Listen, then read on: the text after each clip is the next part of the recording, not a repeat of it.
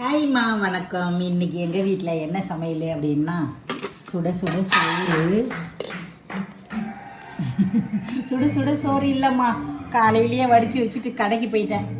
இப்போ வந்து வேகமாக சிக்கன் வாங்கிட்டு வந்து அதை சும்மா சிம்பிளாக வறுத்துட்டேன். அப்புறம் பார்த்தீங்கன்னா மீன், காணாங்கல்தி மீன் வறுத்தாச்சு. மீன், அதுக்கப்புறம் வந்து எனக்கு ரொம்ப பிடிச்ச ஆனியன். சிக்கன் சாப்பிட்டாலே நான் ஆனியன் தான் சாப்பிடுவேன் ரொம்ப. வாங்க சதீஷ் வாப்பா. இது வந்து தியாவுக்கு இது கொடுத்தா தான் அவங்களுக்கு ரொம்ப பிடிக்கும். கொஞ்சோண்டு ஈரலாக அதுவும். சிக்கன் வந்து சும்மா கிரேவி மாதிரி வச்சுட்டேன். இந்த சட்டியில் போட்டு பிணைஞ்சி சாப்பிட்ணும். இவ்வளோ எண்ணெய் சாப்பிடாதீங்க அப்படின்னு சொல்லிட்டீங்க. சிக்கனில் இருந்த எண்ணெய் தான் கொஞ்சம் கொழுப்போடவே இருந்தது. இதுதான் இன்றைக்கி எங்கள் வீட்டில். அப்புறம் வந்து நான் உங்களுக்கு ஒரு வீடியோ காமிக்கிறேன், ஒரு வீடியோ போடுறேன். ரசம், லதாவுக்கு ரசம், அந்த காரக்குழம்பு எடு. இது வந்து லதாவுக்கு. இது என்னன்னா, இதை பற்றி நான் வீடியோ எடுத்திருந்தேன் நேற்று, போடவே இல்லை. இது என்னன்னா பிரண்டை இருக்கு இல்லையா, முருங்கைக்காய் பிரண்டை போட்டு காரக்குழம்பு நேற்று வச்சுருந்தேன். அதுதான் இன்றைக்கி லதா வச்சு சாப்பிட போகிறாங்க. அவங்க சாப்பிட மாட்டாங்க இன்றைக்கி கவுச்சி.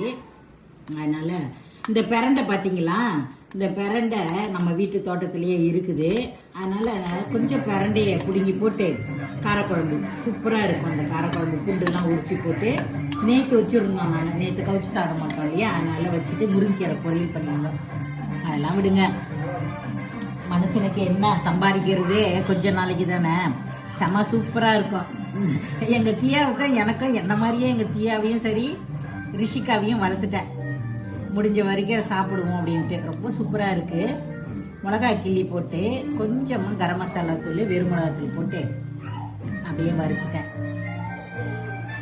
வாங்க சாப்பிடலாம். சூப்பராக இருக்குது, நல்லா இருக்குது. செம்ம. எவ்வளோ காசு பணம் கொடுத்தாலும் இது ஈடு ஆகாது. அதுவும் வீட்டு சாப்பாடு ஈடு ஆகாது.